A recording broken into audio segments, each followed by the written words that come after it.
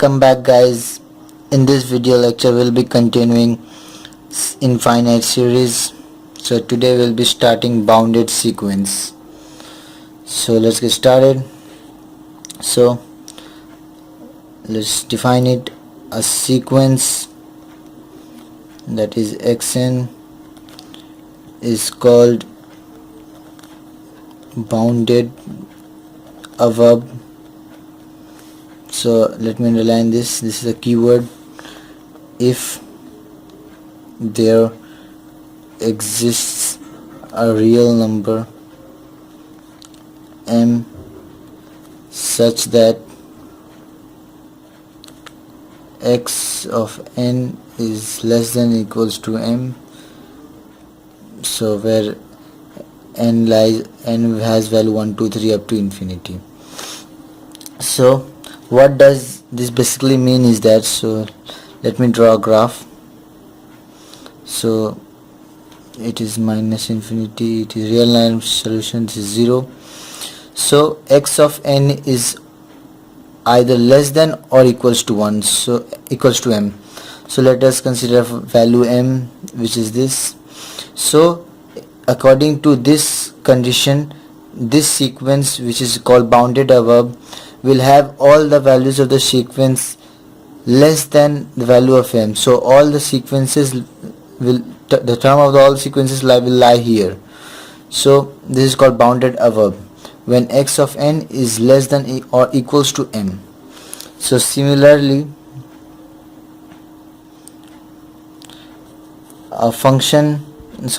similarly for a sequence x of n that is will be called, it is called bounded below if there exists a real number m, small m, such that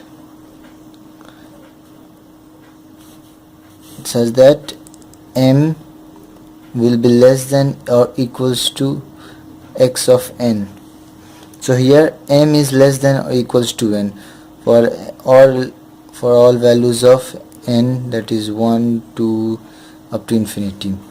So for this, the solution line will be, this is our 0, so this is our small m.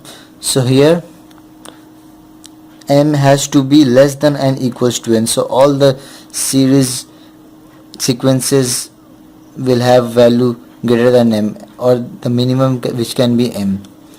So this was our bounded below. So let me underline this. So now a sequence that is xn is called bounded if it is both bounded above and bounded below.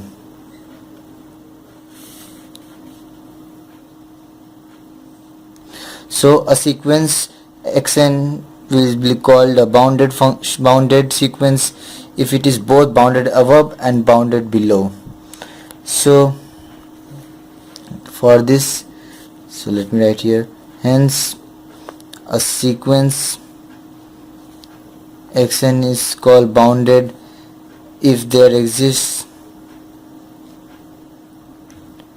real numbers such as m and small m. For that, the value of the sequence will be like this: m is less than equals to xn will be less than equals to capital M. So this is basically the general definition of a bounded function, bounded above and bounded below sequences.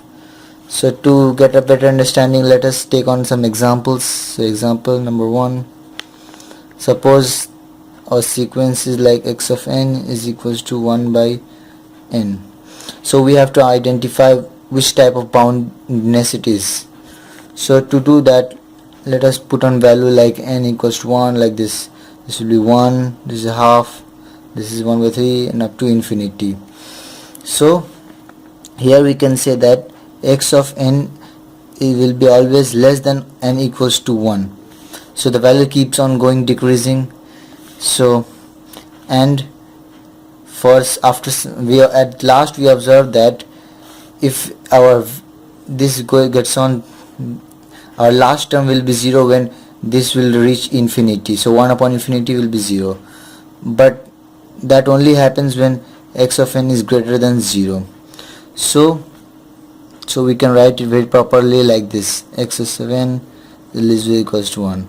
So this is our bounded function.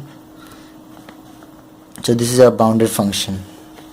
So let us take another example, like let me take like x of n is equals to minus of n. So to identify it, which type of boundness it is, let us put on some values like -1, -2 and all that. So here we see that this will be -1 will be less than equals to xn. So this is sorry, this will be like this: xn will be always less than n equals to -1, and it goes on. So this is a bounded above, because just compare it from the above, it was x of n should be less than m, less than equals to m. This is, so it is bounded above,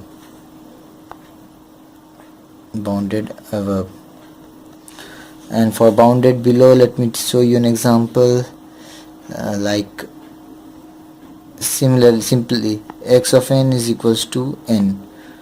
So 1, 2 and all that up to infinity. So this will look like this: 1 is greater than x of n, so it is our m, that is our small value, which is always less than equals to x.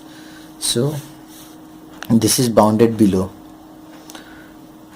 So now there are some few important notes that you need to keep in mind, is that for a sequence, that is note number 1, if for a sequence, that is x of n, if we get like x of n is less than m for all values of x n, 1, 2 and all that up to infinity, then m is called the upper bound of the sequence. And similarly, for a sequence x of n, if we get x of m is less than equals to x of n for all n less than 1, 2 and all that, then this m is called the lower bound of the sequence. So what does it mean is that, so the minimum possible value that a sequence can have is m. So the maximum possible value for the first function, the maximum possible value will be m. So this is our upper bound. This will be an upper bound. So and called an upper bound. So we can increase the upper bound, so it will be one of the list of upper bounds.